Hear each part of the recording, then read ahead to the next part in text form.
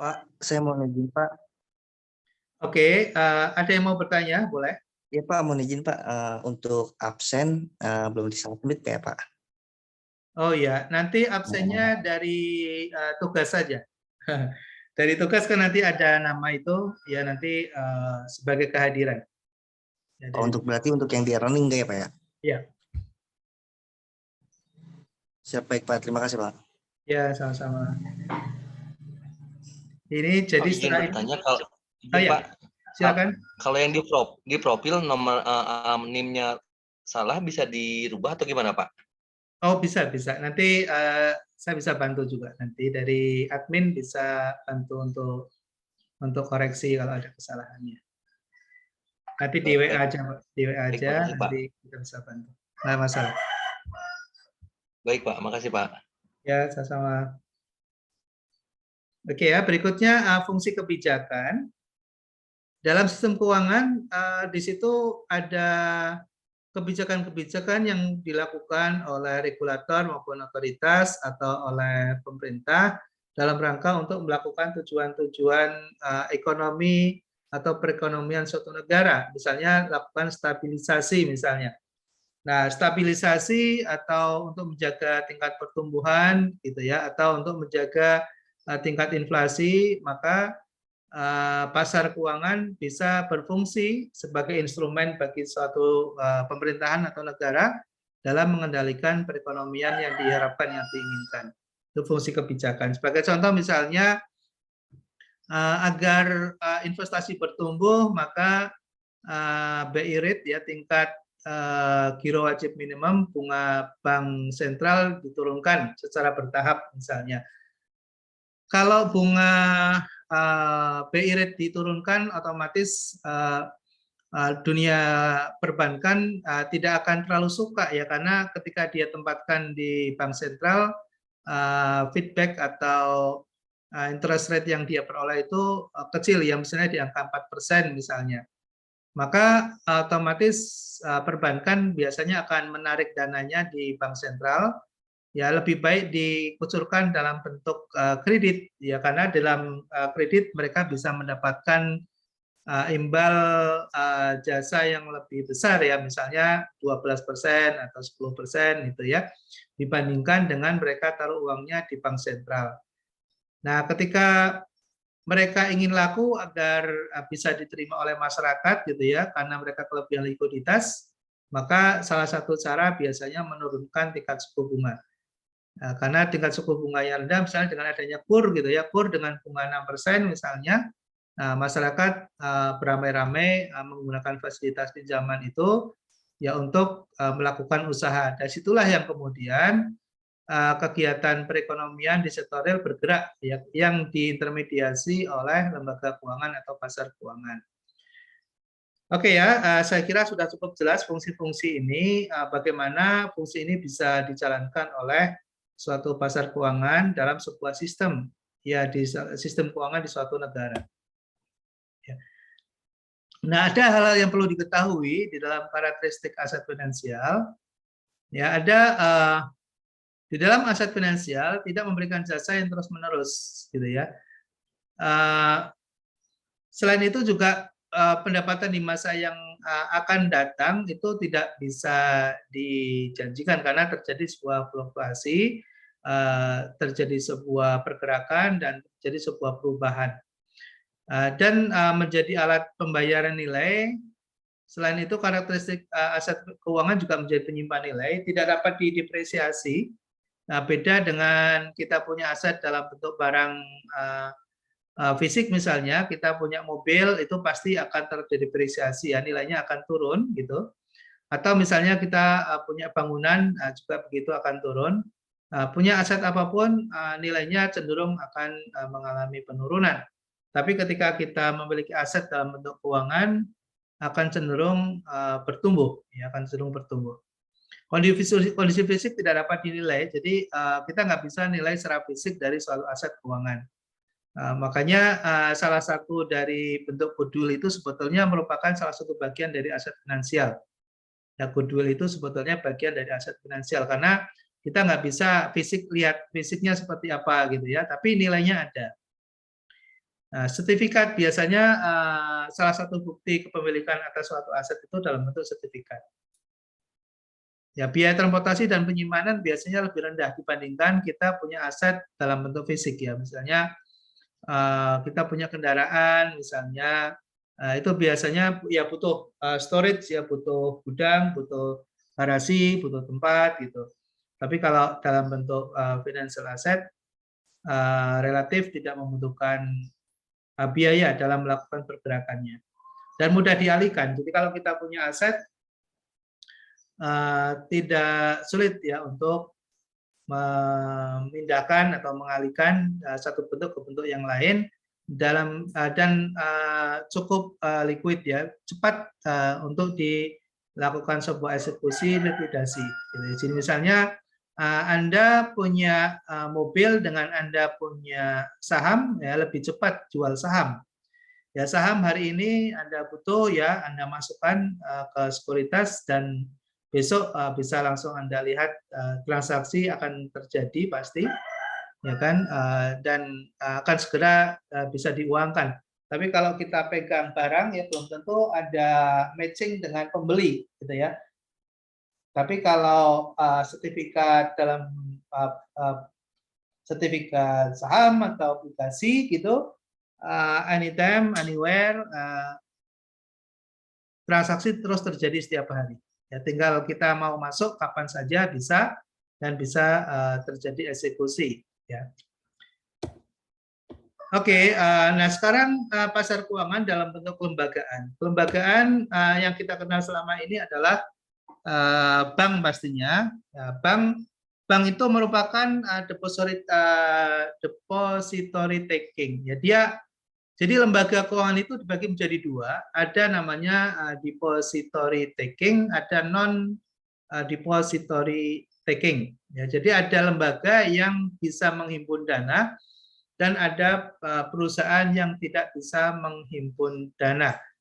Nah, perusahaan yang bisa menghimpun dana atau deposit taking adalah bank. Selain bank disebut dengan non depository taking. Ya. Jadi seperti misalnya perusahaan pembiayaan ya, leasing misalnya. Leasing itu tidak boleh menghimpun dana, gitu ya. Atau modal ventura nggak boleh menghimpun dana, ya. Atau pegadaian misalnya, pegadaian nggak boleh menghimpun dana, ya. Jadi perusahaan-perusahaan non bank sebagian besar adalah non depository taking, ya. Nah, selain ada pasar keuangan yang kita sebut sebelumnya sebagai bank atau lembaga keuangan bukan bank, ada juga disebut dengan pasar modal. Kalau pasar modal ini pasar atau ya tempat bertemunya penjual dan pembeli gitu, yang melakukan transaksi dalam bidang efek ya. Nah, efek ini atau surat berharga ini memiliki nilai dan memiliki sebuah proses dan mekanisme dalam transaksi yang sudah diatur sedemikian rupa dalam pasar sekunder yang kita kenal sebagai floor trading ya, sebagai perdagangan di lantai gitu ya. Nah, di situ kita bisa berkontribusi dalam terutama sebagai investor ya, terutama sebagai investor. Adapun pihak-pihak yang melakukan aktivitas di bursa efek tentunya sangat banyak gitu. Karena dibutuhkan perusahaan sekuritas, dibutuhkan pialang atau broker, dibutuhkan wali amanat, dibutuhkan adanya kustodian gitu ya, dibutuhkan adanya lembaga penilai gitu. Ya, semua lembaga-lembaga ini memberikan kontribusi dalam menjaga stabilitas dan sekaligus juga menjamin kegiatan perdagangan di bursa efek ini berjalan secara normal. Nah, selain ada pasar modal juga ada lembaga pembiayaan ya yang kita kenal sebagai multi finance selama ini. Lembaga pembiayaan ini fungsinya hanya melakukan pembiayaan saja, dia tidak bisa menghimpun dana dari masyarakat ya. Terus modalnya dari mana? Modalnya dari pemilik perusahaan dan pinjaman dari pihak ketiga. Jadi lembaga pembiayaan ini bisa mendapatkan permodalan dari pinjaman.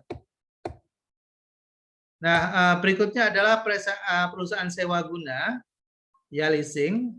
Seperti halnya selama ini yang mungkin barangkali sering kita berhubungan dengan perusahaan ini untuk mendapatkan kendaraan ya, mendapatkan kendaraan. Jadi kalau kita biasanya beli kendaraan itu perusahaan yang membantu dalam memberikan kredit itu adalah perusahaan sewa guna atau leasing. Ya. Oke, apalagi ada perusahaan ajak piutang. Ada perusahaan ajak piutang.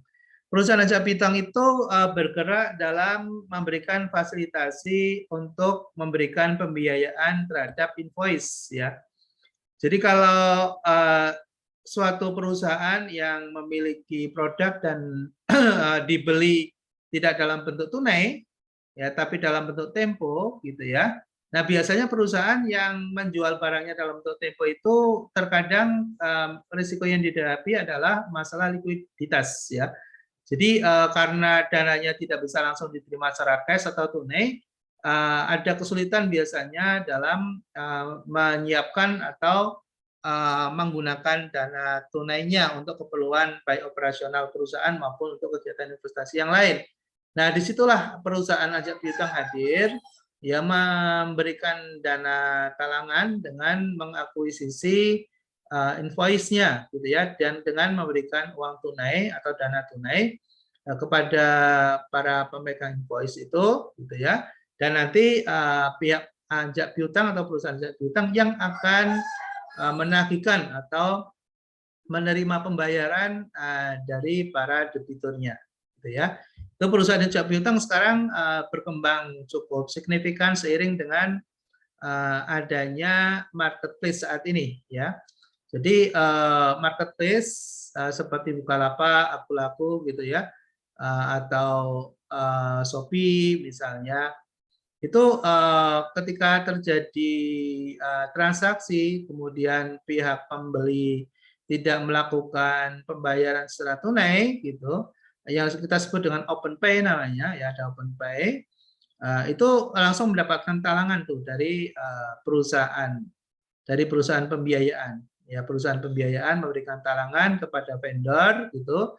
Nah, ketika vendor ketika mendapatkan dana talangan, si perusahaan pembiayaan itu biasanya ada jangka waktu ya. Misalnya tidak langsung mendapatkan pembayaran secara tunai atau jangka waktu yang ditentukan, dia bisa jual itu invoice-nya ke perusahaan ajak piutang. Nah, sehingga perusahaan pembiayaan akan terbantu likuiditasnya. Oke ya. Izin Pak Bagio. Iya, silakan, Mas. Takut lupa saya.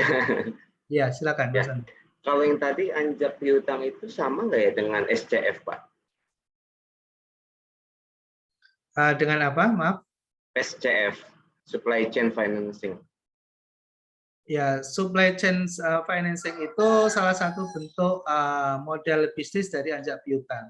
Jadi kayak produk gitunya ya, Pak ya? Produk, iya, itu produk dari ajak piutang.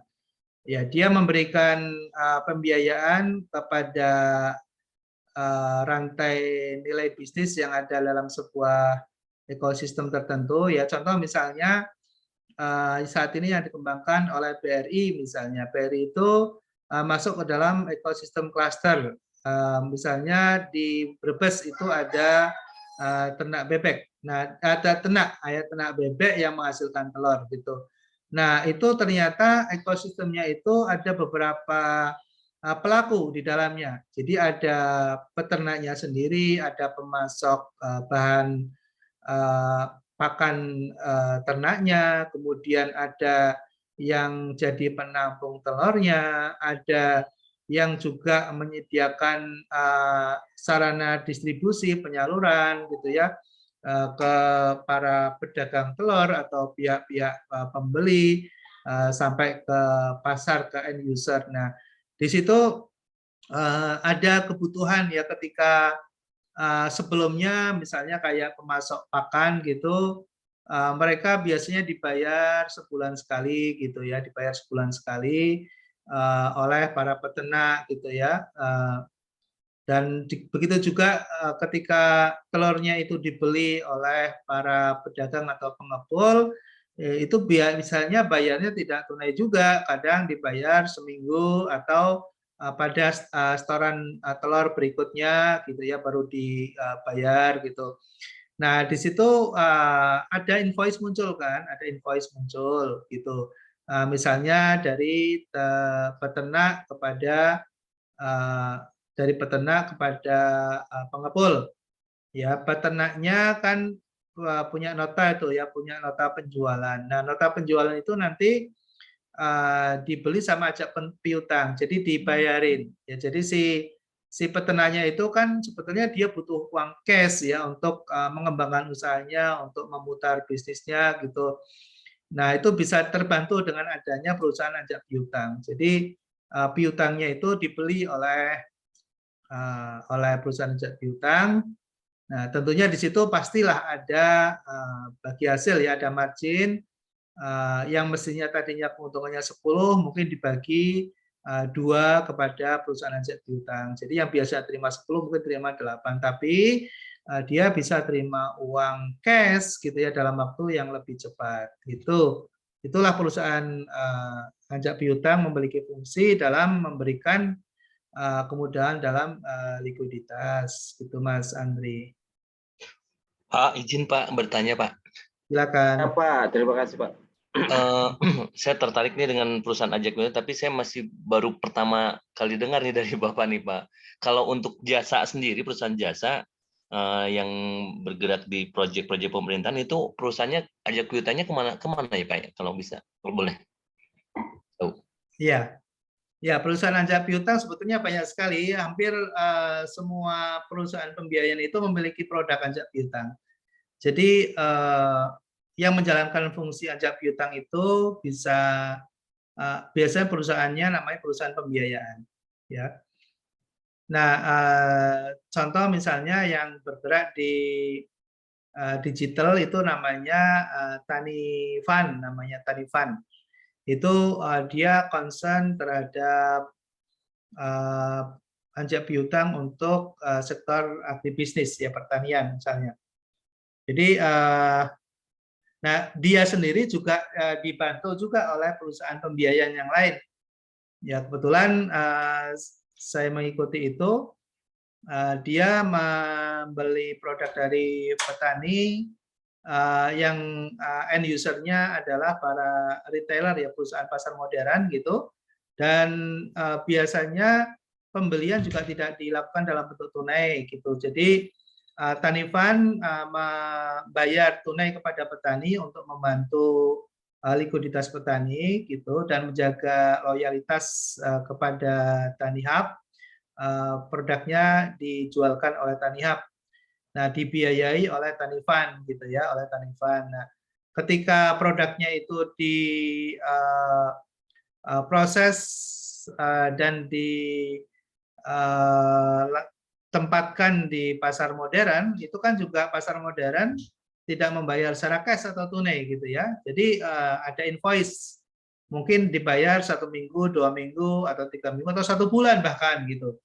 Nah, sementara kan Tani Fund juga butuh dana juga ya untuk memutar bisnisnya gitu. Makanya Tani Fund masuk ke perusahaan ajak piutang, invoice-nya itu dijual. Nah, ketika dijual, di situ pasti ada diskon, istilahnya diskon. Ya, jadi diskon berapa nih? Misalnya nilai invoice-nya 100, dapat diskon berapa? Ada situlah jadi taruh menawar ya. Diskon wah 5%, jangan 5% dong, 10%. Nah, biasa terawal begitu ya. Nah, ketika deal, ya disitulah nanti kemudian nilai imbal marginnya itu pasti akan berkurang. Yang mestinya diterima 10 tadi mungkin akan ada diskon berapa persen, 2% atau 3% gitu yang nanti bisa dinikmati oleh modal Ventura. Nah, modal Ventura dapatnya tidak banyak, tapi kan itu hitungan bukan tahunan. Jadi kalau misalnya diskon 3% itu biasanya jangka waktu cuma satu bulan. Ya, jadi nggak panjang waktunya. Ya, walaupun marginnya kecil, tapi 3% satu bulan itu lumayan besar ya. Kalau misalnya kumulatif 1 tahun, kalau bisnis prosesnya itu jalan bagus, berarti kan kita bisa menghitung tuh nilai total revenue berapa persen dari 3 kali 12 ya, 33% gitu. Nah, 33% itu untuk nilai wajar dari pembiayaan yang umum gitu ya, seperti bank misalnya itu udah tergolong sangat tinggi gitu ya. Bank kan paling kasih bunga misalnya kalau dalam bentuk konvensional bunga misalnya kan paling 12%, 14%, atau paling mahal-mahalnya 18% gitu ya. Nah, tapi perusahaan modal Ventura bisa dapat sampai 33%. Oke, saya cukup ya, Mas Sadi ya. Terima kasih, Pak. Sama-sama. Oke ya, ini modal Ventura. Ya, modal Ventura itu dia masuk tidak ke kewajiban atau tidak ke liabilities atau tidak ke hutang. Modal Ventura itu masuknya ke equity atau modal. Jadi perusahaan modal Ventura itu yang sekarang ini dikejar oleh para startup ya teknologi. Ya startup ya seperti Gojek yang tadi saya cerita ada Tanifan, Tanihub itu berbasis teknologi ya. Akulaku, kemudian misalnya sejenis Bukalapak, Shopee dan seterusnya itu dia kalau ketika butuh dana itu larinya nggak ke bank, dia larinya ke perusahaan modal Ventura atau venture capital atau FC ya di dalam bahasa gaulnya itu FC ya FC gitu. FC itu venture capital gitu ya. Dalam venture capital itu mereka para startup itu biasanya tadi ya memiliki basis prospek dan basis potensi yang bagus ya sehingga venture capital bisa masuk. Dan tidak ada jaminan sama sekali ya, tidak ada jaminan gitu ya. Jadi perusahaan modal Ventura masuk kenapa tidak ada jaminan? Karena ketika modal Ventura masuk itu adalah yang dia masuki adalah modal. Nah, kalau yang dia masuki adalah modal atau equity, berarti dia ikut memiliki sharing ya, joint ventures namanya, atau dia masuk ke dalam kepemilikan di dalam perusahaan tersebut. Makanya kita mendengar misalnya ini Gojek dibeli nih sama Tokopedia misalnya dan gabung misalnya dengan Google Group misalnya dan mendapat ada suntikan 70%. Ya, jadi Nadiem sekarang tuh pegang Gojek 30%, tapi nilai akumulasi value asetnya itu naik 10 kali lipat. Jadi katakannya begini ya, ini logikanya begini. Tadinya Nadiem Makarim itu punya 30% misalnya dari 1 triliun. Ya. Awalnya dia punya 80% dari 1 triliun misalnya. Dari 1 triliun dia punya 80%, berarti kan senilai kalau diuangkan 80% itu berarti kan 800 miliar. Dia punya uang 800 miliar gitu. Tapi ketika ada venture capital masuk gitu ya, ada venture capital masuk gitu, nilai akumulasi asetnya menjadi 10 kali lipat. Ya, tadinya 1 triliun menjadi 10 triliun. Masuk ke unicorn ya. Masuk ke unicorn. Nah, ketika dia masuk ke unicorn, nilainya 10 kali lipat, tapi dia dapatnya cuma 30% dari 80, tapi 30% itu dari 10 triliun. Nah, gitu ya. Jadi proporsi kepemilikannya dia turun, tapi dari nilai nominalnya dia naik, gitu ya. Nah, mudah-mudahan bisa ditangkap nih cerita saya. Pak, boleh nanya Pak? Ya, boleh, silakan. Ya, saya dengan Justina, Pak. Ini apakah agak mirip dengan misalnya kita menjual dan membeli saham dari sebuah perusahaan kayak begitu nggak, Pak? Yang Ventura ini. Jadi kalau misalnya sebuah perusahaan terus kita punya kepemilikan saham sekian, apa begitu nggak prinsipnya, Pak? Ya, perusahaan modal Ventura ini dia tidak bermain di bursa efek ya, dia bermain di sektor real. Ya, dia bermain di sektor real. Makanya perusahaan-perusahaan yang berbasis pada teknologi dia rata-rata tidak masuk ke bursa efek. Ya, dia tidak masuk ke bursa efek. Kenapa? Kalau dia masuk ke bursa efek, maka sangat terbatas ya untuk melakukan percepatan valuasinya sangat terbatas karena sangat ditentukan oleh harga saham. Ya, sangat ditentukan oleh harga saham. Makanya kebanyakan ya mereka tidak mau masuk ke bursa efek. Dia masuk ke bursa efek kalau sudah settle. Ya, kalau dia sudah settle gitu. Settle artinya nilai valuasinya sudah nggak bisa naik lagi, baru kemudian dia akan masuk ke bursa efek gitu. Oke, ada lagi yang mau ditanyakan? Oke, terima kasih, Pak. Sama.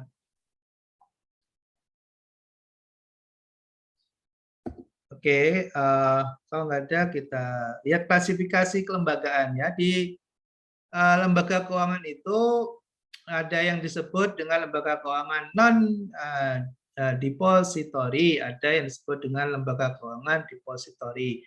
Nah, bank dan BPR itu masuk dalam lembaga depository, sedangkan yang non depository atau non deposit taking ya dalam beberapa istilah, antara lain misalnya lembaga keuangan investasi, lembaga keuangan kontraktual, jual beli, lembaga keuangan lainnya. Oke, saya kira demikian materi kita. Ya, ini yang ibu-ibu sudah mau siap-siap masak ya, jadi nggak usah berlama-lama. Saya kira ini juga sudah cukup. Silakan Bapak Ibu sekalian bisa masuk lagi ke dalam e-learning. Ya, ada soal yang perlu dijawab. Bapak izin, tugasnya waktunya kecepatan. Oh, 15 menit itu kita memang tidak ada sempat untuk sengaja didesain untuk nggak sempat buka-buka lagi. Jadi pengetahuan, pengalaman, daya serap memang akan berpengaruh ya. Kita nggak ada kesempatan untuk buka-buka lagi. Jadi baca, pahami, kita langsung sesuai dengan interpretasi kita langsung klik saja, klik gitu. Ini yang nomor 100 ya Pak tugasnya ya? Ya. Yang nomor 100 bukan Pak tugasnya? Ya betul. Ya. Materi yang ada paling pasar keuangan kan? Pertemuan kedua ya, pertemuan ya, kedua. pasar keuangan. Iya, pasar keuangan. Ya. Yang multiple choice ya, yang ganda ya, kan ada dua itu, ada yang isei, ada yang ganda. Tapi yang isei tidak perlu, yang pilihan ganda saja. Ada yang mau ditanyakan, Mas Samsul? Saya Pak Dokter, lembaga pembiayaan leasing itu saya pernah ketika mau kredit itu selesai, terus saya ditawarin uang dengan jaminan BPK yang nggak diambil. Nah itu memang di undang-undangnya boleh gitu Pak? Ya, itu sebetulnya dalam terminologi financial system itu tidak boleh karena memang berbagi peran gitu. Yang diperbolehkan dalam pembiayaan adalah terkait dengan barang gitu. Nah, komoditas atau barang. Tapi yang terkait dengan uang itu adalah bagian dari lembaga keuangan, depository taking, intermediation function seperti bank gitu. Tapi persoalan dalam perkembangan kekinian itu masing-masing sebetulnya sudah melanggar gitu ya. Bank juga ternyata juga bisa melakukan leasing gitu ya. Dia punya produk namanya misalnya kredit ya kendaraan bermotor misalnya KKB, itu kan sebetulnya bagian dari leasing gitu. Nah ternyata perusahaan leasing juga nggak mau kalah gitu, nggak mau kalah. Jadi alasannya yang penting basisnya adalah barang ya. Jadi apa namanya, ada pembiayaan terhadap barang judulnya.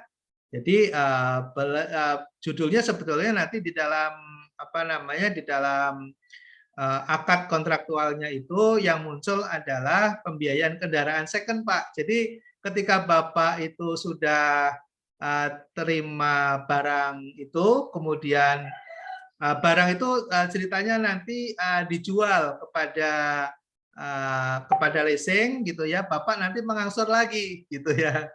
Jadi sebetulnya kontraktualnya itu bukan Bapak pinjam uang sebetulnya, tapi Bapak mendapatkan pembiayaan baru kendaraan second gitu. Ya, jadi seperti itulah inovasi produk, Pak. Itu inovasi produk. Tapi dalam kenyataannya juga otoritas membolehkan itu. Ya, otoritas ternyata membolehkan itu. Ya, walaupun secara konsep dasarnya sebetulnya tidak diperkenankan, tapi perusahaan pembayaran kan ingin maju, ingin berkembang. Nah, akhirnya otoritas memberikan ruang untuk bisa berkembang. Yang penting safe ya aman gitu ya, aman bagi si lembaga keuangan yang bersangkutan, juga aman bagi nasabahnya gitu. Nah, cuma bedanya nanti di dalam proses penyelesaian ketika ada masalah. Nah, itu bedanya nanti di situ. Tapi mungkin ada lain waktu lah ya kita diskusikan kalau ada yang concern, ingin tahu tentang hal itu lebih jauh. Terus ini Pak, kalau masalah yang dilaporkan Pak Ubaidillah Badrun itu modal Ventura bukan Pak? Terus modal Ventura ini masuk ke dalam apa namanya penjamin uang itu nggak Pak? Oh ya, modal Ventura itu dia concern terhadap modal ya. Jadi kalau ada perusahaan yang membutuhkan modal gitu, sebetulnya kan ada dua treatment ya bagi si pemilik perusahaan, apakah mau mencari pinjaman ataukah akan berbagi kepemilikan gitu ya. Kalau mau mencari pinjaman, maka lembaga yang bisa didatangi antara lain adalah bank. Pilihan pertama biasanya bank. Pilihan yang kedua multi finance, perusahaan pembiayaan. Itu pilihan yang kedua. Gitu ya. Pilihan yang ketiga biasanya yang terakhir itu adalah masuk ke ekuitas. Nah, ekuitas itu ada dua, yaitu ke pasar modal. Berarti kita harus memenuhi proses dan prosedur untuk bisa masuk ke pasar modal sehingga kita bisa mendapatkan fresh money dari hasil penjualan saham gitu ya. Sehingga bisa menambah modal bagi perusahaan gitu.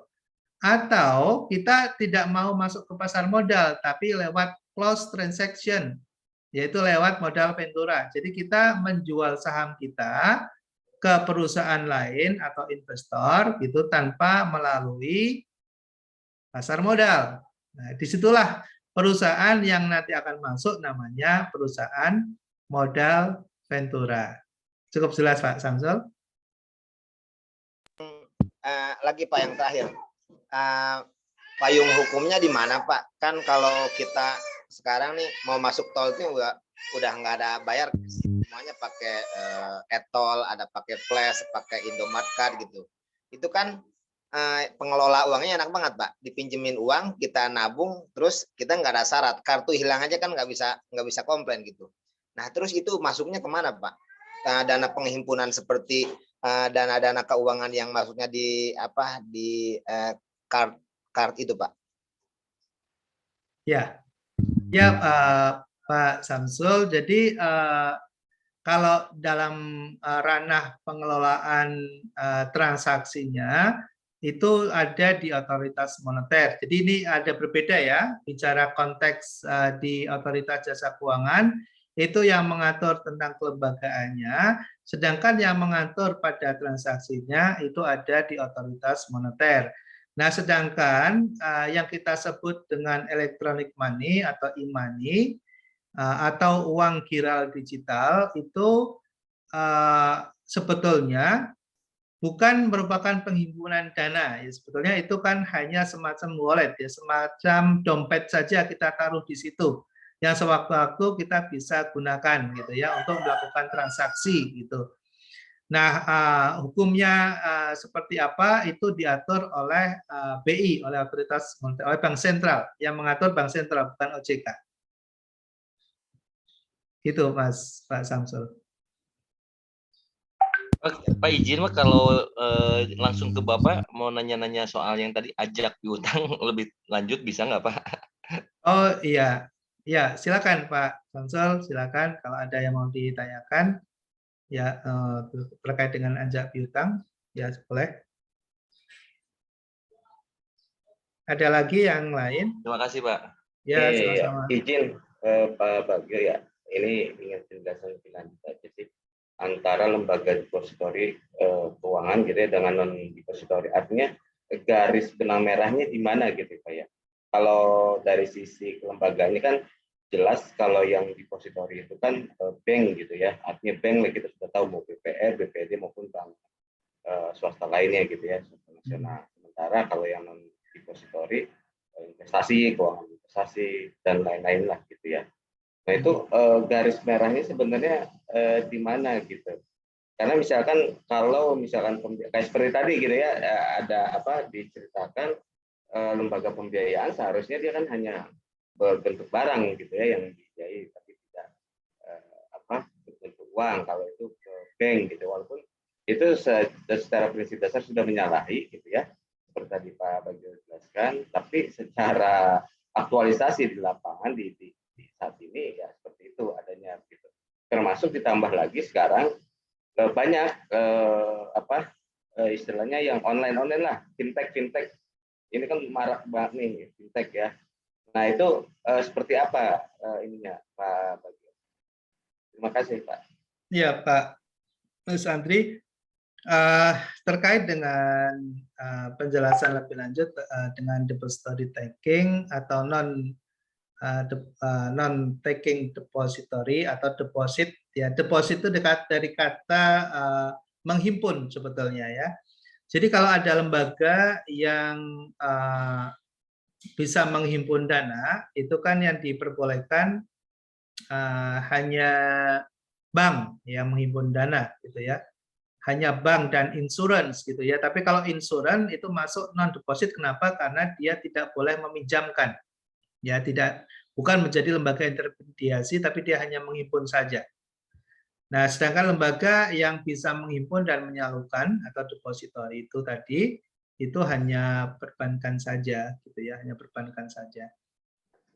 Jadi garis besarnya adalah terkait dengan lembaga yang bisa menjalankan dua fungsi intermediasi antara deposit, antara funding dengan lending gitu. Jadi misalkan nabung gitu ya, kalau di lembaga keuangan mungkin hanya pembiayaan saja gitu ya, tidak ada apa ya artinya tidak ada uang yang mengendap gitu kemudian dikembangkan oleh si bank gitu ya. Hanya di situ aja Pak ya garis merahnya ya benang merah. Iya betul. Kalau produk kan pasti mirip-mirip lah ya. Kalau produknya sama. Oke Pak Bagio, terima kasih Pak. Sama-sama, Sandri. Pertanyaannya Pak Bagio. Ya, Mas Zakaria. Mungkin Pak terkait tadi menyambung ke Pak Andri Pak terkait fintech tadi Pak, memang mereka itu kan mengumpulkan dana dari masyarakat. Mungkin benang merahnya selain dari dia tidak melakukan pengendapan, itu kali ya Pak, proses pencatatan kali ya Pak ya. Kalau di bank kan itu ada pencatatan saldo dari nasabah gitu, sedangkan di fintech meskipun dia mengumpulkan dana dari masyarakat dan kemungkinan juga agak mengendap sampai ke ke pemilik rekeningnya, misalnya untuk yang switcher itu pembayaran online itu kan Pak nggak langsung real time Pak, kadang-kadang butuh 1 atau 2 hari baru masuk ke rekening pembayarannya. Nah, mungkin itu kali bedanya Pak ya, bahwa yang fintech itu sebenarnya dia mengendapkan juga uang, tapi tidak tercatat saldo kita secara real gitu, beda dengan bank yang tercatat gitu Pak. Itu kali ya, untuk memperjelas Pak. Terus yang kedua pertanyaannya Pak terkait dengan fenomena Bitcoin Pak dalam sistem keuangan gitu. Ini kan masih banyak perdebatan, ada beberapa negara yang sudah menerima sebagai bagian sistem keuangan, namun di Indonesia kan belum diterima karena memang belum bisa uncontrollable kan Pak, belum bisa dikontrol gitu terkait dengan mekanisme kebijakan-kebijakan di dalam Bitcoin.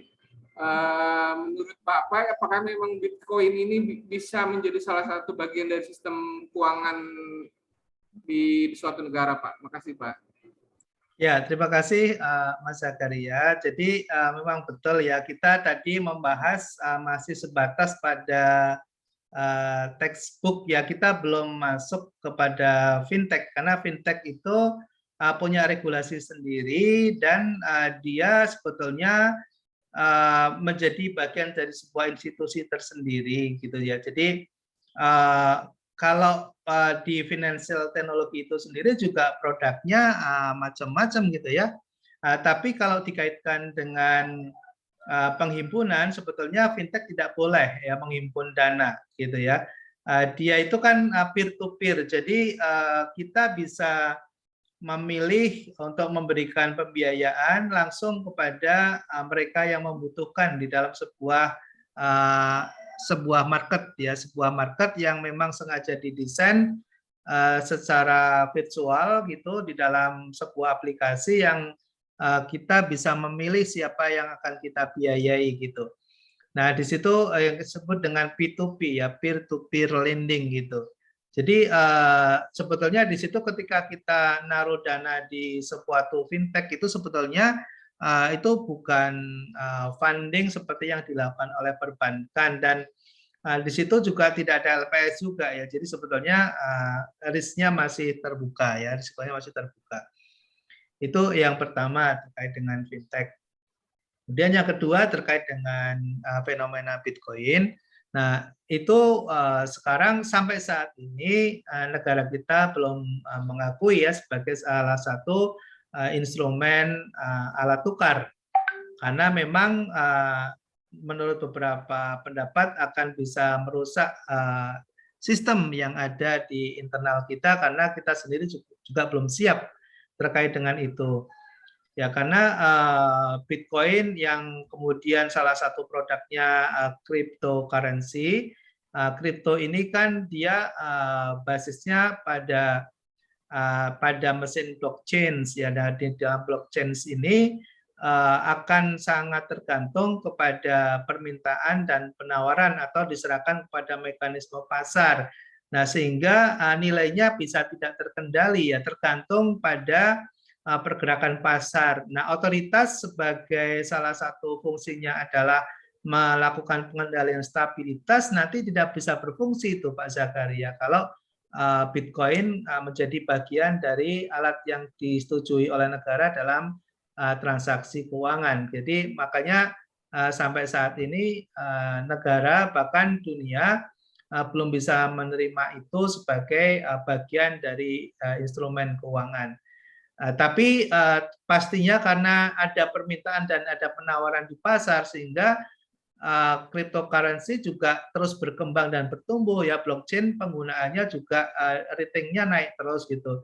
Nah, itu di market conduct ya, di para pelaku pasar karena itu bergerak ya dengan sendirinya, dan ketika pasar menganggap itu menguntungkan, pastinya nanti akan terus bertumbuh. Dan pada saatnya nanti saya ada keyakinan juga itu pasti akan menjadi bagian dari instrumen ya yang sah.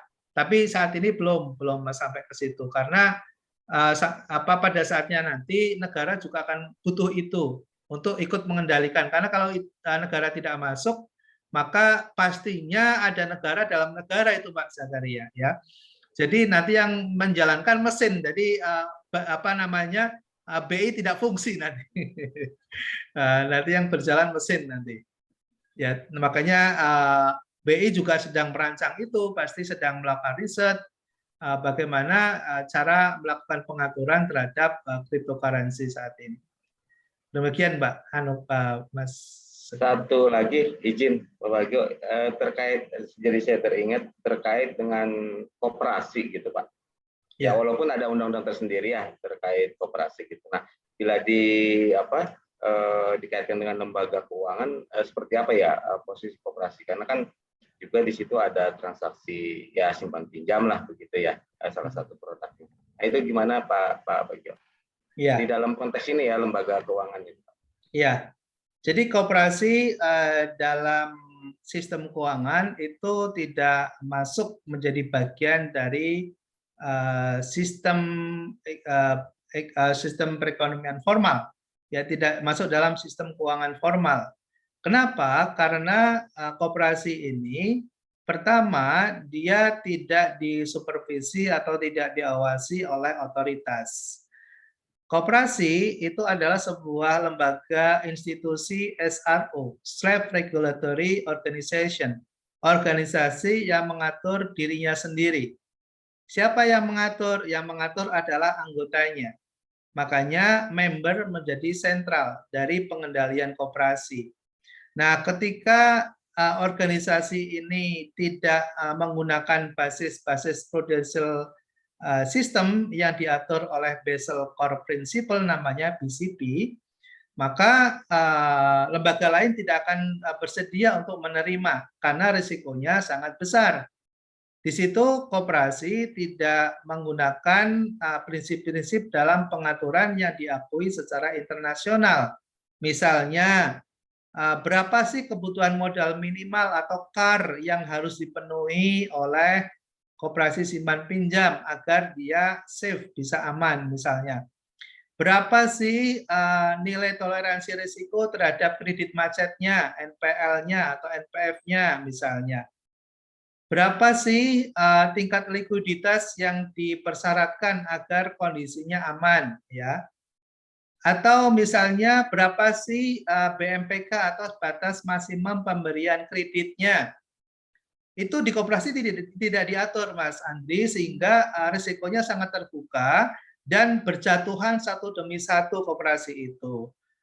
Karena dia tidak comply, tidak patuh terhadap prinsip-prinsip pengaturan terbaik yang diakui oleh dunia. Nah, sedangkan lembaga di bawah otoritas jasa keuangan itu harus patuh, harus prudent, harus compliance terhadap prinsip-prinsip yang saya sebutkan tadi. Makanya koperasi tidak disebut sebagai bagian dari sistem keuangan formal di negara kita. Dia menjadi bagian dari keuangan semi formal gitu yang mengatur dirinya sendiri. Makanya tidak bisa kita menyimpan dana di koperasi ketika gagal bayar koperasinya, kita minta jaminan dari LPS misalnya. LPS nggak mau gitu ya. LPS nggak akan mau. Kenapa nggak mau? Ya pastinya risikonya sangat besar sekali karena pengaturan dan pengawasan yang dilakukan tidak standar, tidak standardized, ya tidak standarisasi, tidak ada standarisasi. Ya, jadi koperasi itu dari anggota, oleh anggota, dan untuk anggota. Jadi yang menanggung risiko ya anggotanya sendiri. Jadi kalau kita nyimpan di koperasi, kemudian koperasinya bermasalah, ya siap-siap saja. Nanggung risiko sendiri karena anggota yang bertanggung jawab terhadap risiko itu. Saya kira udah jelas ya. Pak Bagio, terima kasih Pak. Ya, sama-sama. Selamat siang Pak Bagio. Selamat siang Mas Bayu. Ya, mau tanya Pak, ini ada kasus ya. Jadi misalkan saya punya mobil 10, terus saya sewakan ke ada orang, percayakan. Saya dapat pembagian dari hasilnya. Itu apakah masuk dalam sistem keuangan Pak? Karena kalau di perusahaan besar sih itu kan harus bikin lokal PO, baru cicilan untuk kredit, dikasih leasing, dibeli dulu baru aplikasi kredit itu gimana Pak? Kalau masuk ke sistem keuangan itu gimana Pak? Ada karena saya lihat itu di luaran itu kayak kasus gitu Pak. Dengan mobil kita leasing atau dari pinjaman itu masalah gitu. Ya, Pak Wahyu, saya bisa menangkap satu kata dua kata. Kelihatannya tidak bisa saya tangkap semuanya apa yang disampaikan Mas Wahyu. Barangkali bisa diketik atau ada yang bisa bantu ringkasannya. Tadi dari Mas Wahyu saya nggak bisa ini mendengar dengan baik. Mungkin ada yang bisa dibantu rekan-rekan yang lain. Tadi bukan dibantu menjawab, tapi pertanyaannya apa ya? Mungkin Mas Andri tadi sempat mendengar. Agak masih kurang jelas Pak tadi Pak ini. Kurang jelas. Sama ya. Sama ya, kurang jelas nih Mas Wahyu. Apa terputus-putus suaranya?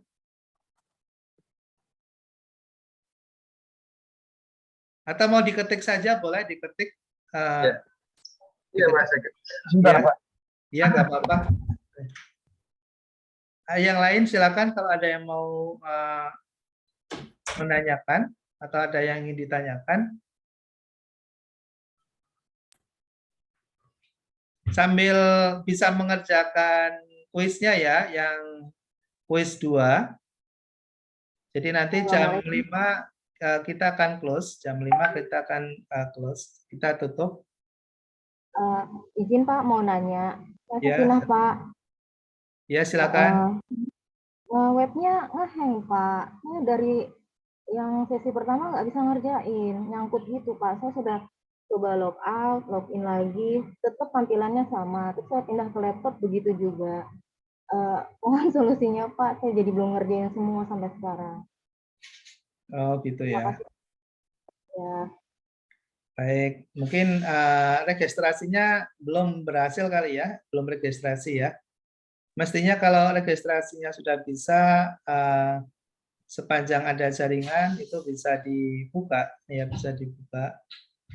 Mungkin registrasinya belum berhasil.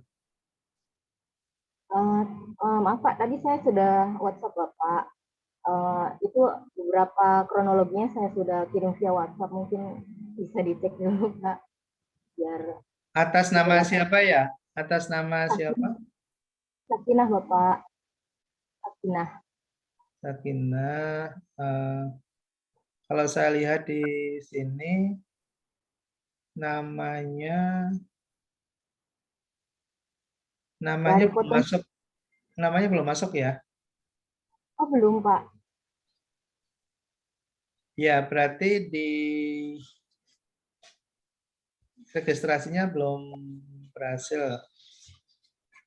Oh, gitu. Tapi tadi saya sudah bisa masuk. Terus cari tugas, saya nyari-nyari, saya klik. Setelah saya klik, ya sudah, sampai situ dia nyangkut, nggak berubah lagi nih. Nggak bisa di-back juga, gitu. Saya bingung kenapa nggak bisa di-back.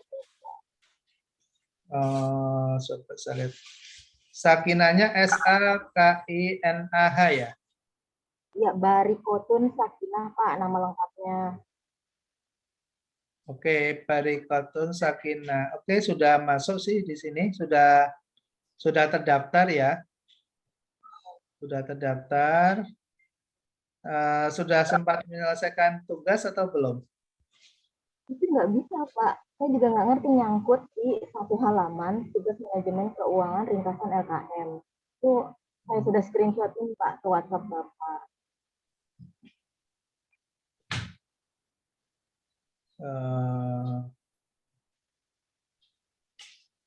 Yang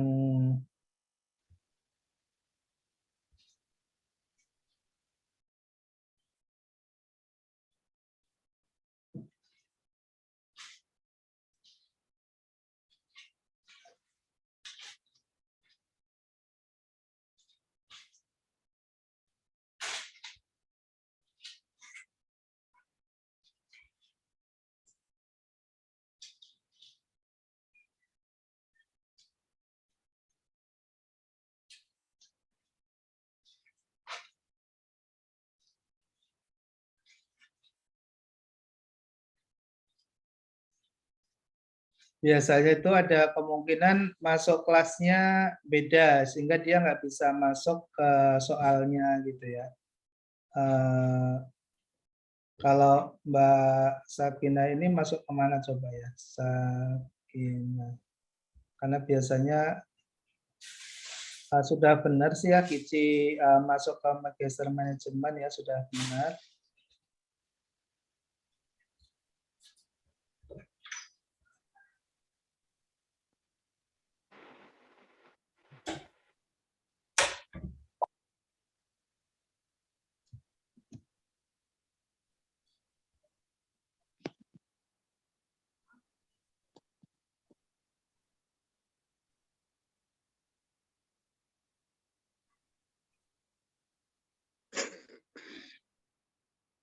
Oke ya, saya kira sudah cukup. Kalau ada yang bermasalah nih seperti Mbak Sakina, masalahnya tidak bisa masuk ke soalnya gitu ya Mbak? Ya, betul Bapak. Ya, mungkin di jaringan atau di apanya. Tapi masuk ke e-learning-nya bisa nggak? Bisa Pak, tadi sudah membaca materi Bapak, saya sudah klik-klik. Kalau saya salah klik juga saya nggak ngerti soalnya. Itu salah klik ya Pak ya, jadi ngehang, nggak bisa di back juga. Saya pindah ke laptop, saya login ulang. Boleh di close aja ya Mbak, di close kemudian masuk lagi. Karena kalau dia mungkin time out kali, waktunya sudah habis, jadi nggak bisa masuk lagi. Jadi kalau nggak usah di refresh, di close aja, nanti keluar dulu logout, nanti masuk lagi gitu. Pak, saya coba dulu ya. Iya, logout dulu. Izin bertanya ya Pak. Jadi nanti setiap minggu kita ada proses kuis seperti ini ya Pak. Jadi kita harus mempersiapkan loginnya itu dan sistem e-learningnya boleh dibantu Pak. Mungkin ini kan masih agak ini ya baru di awal. Nanti diinfokan Pak mungkin berapa jam sebelumnya sistem e-learningnya dan apa yang harus kita lakukan. Jadi supaya tidak tidak tergesa-gesa gitu ya Pak. Mohon izin Bapak. Terima kasih. Ya, sama-sama. Mbak Sandra sudah ini belum? Sudah bisa masuk? Sudah registrasi atau belum? Izin Pak, saya tadi agak masih keder. Suhun Pak, maaf ya. Tadi saya sudah mengerjakan nomor 63 dan 100 Pak. Oh, sudah. Apakah sudah ada Pak? Oke, saya screenshot ya. Bantu ya Pak. Baik, saya screenshot ya yang sudah mengerjakan. Kan ya Pak? Iya. Matur suwun sangat Bapak. Sami saya kirim ke grup ya. Ini lembar 1. Ini lembar 1 sama nilainya juga kayaknya ada, itu sudah ada. Kemudian lembar 2. Lembar 2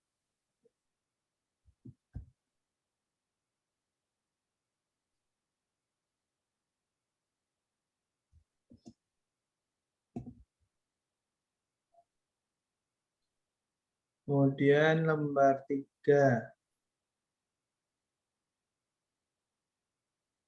Ini nilainya yang paling bagus Pak Ernawan nih. Wow. Nilainya 100 nih, Pak Ernawan. Terima kasih, Pak. Mantap, Pak Ernawan, mantap. Tapi yang 90 juga banyak kok. Ya, ada Mbak Firda, ada Izin bisa di-share Pak Ahmad Pak Bagio. Oh iya, bisa.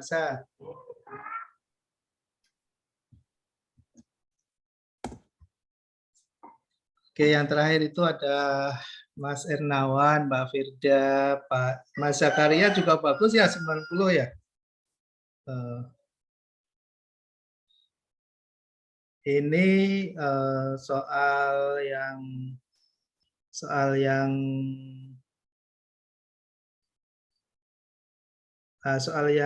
berikut. Soal 1 ya Pak, kuis 1.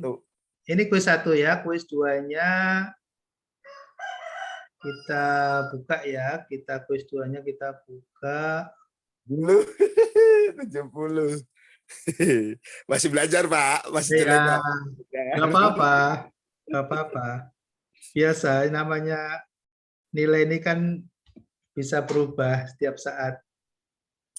Baik, Pak. 60, Pak. Nah, ini yang kuis 2 nih. Kuis 2-nya masih perlu effort lagi kayaknya deh. Tapi lumayan juga, ada yang Mbak Justina, bagus ya Mbak Justina, Mas Adi, Mbak Ruth. Oke, saya munculkan.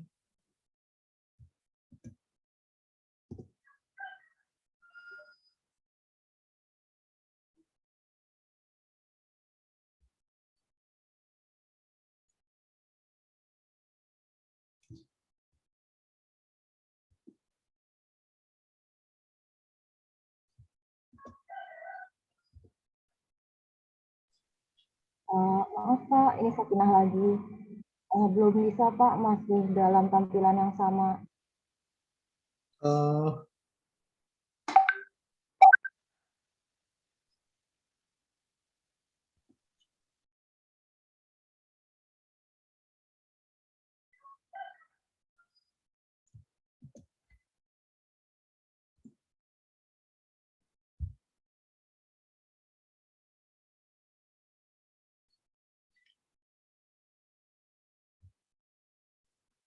Oke ya, sementara sampai di sini dulu. Mungkin kalau ada yang ya, Pak. Pasar keuangan saya mesti belajar lagi yang detail, Pak. Ya, harus belajar lagi, nggak apa-apa. Ini kan melakukan self assessment, jadi kita nanti bisa ngukur gitu seberapa kita bisa sudah memahami materi substansinya gitu. Ya, kita kedua kali. Kita berarti minggu depan ya ketemu lagi ya? Iya Pak. Minggu depan ya. Baik ya, kalau gitu kita akhiri sampai di sini dulu. Terima kasih atas perhatiannya dan mudah-mudahan bermanfaat bagi yang sedang berpuasa hari ini. Selamat menjelang buka sebentar lagi. Bagi besok yang akan puasa, selamat menjalankan puasa, semoga semuanya berjalan lancar, baik, tetap sehat, penuh berkah. Ya, terima kasih semuanya. Assalamualaikum warahmatullahi wabarakatuh. Selamat menjalankan ibadah puasa. Selamat sore, selamat menjalankan ibadah warahmatullahi wabarakatuh. Assalamualaikum. Terima kasih. Matur suwun Bapak. Selamat puasa teman-teman. Selamat siang semua. Bye bye. Izin live ya. Izin live. Bye bye. Pak Jo, jangan lupa nim saya ya Pak. Ya, makasih. Salam semua. Nim saya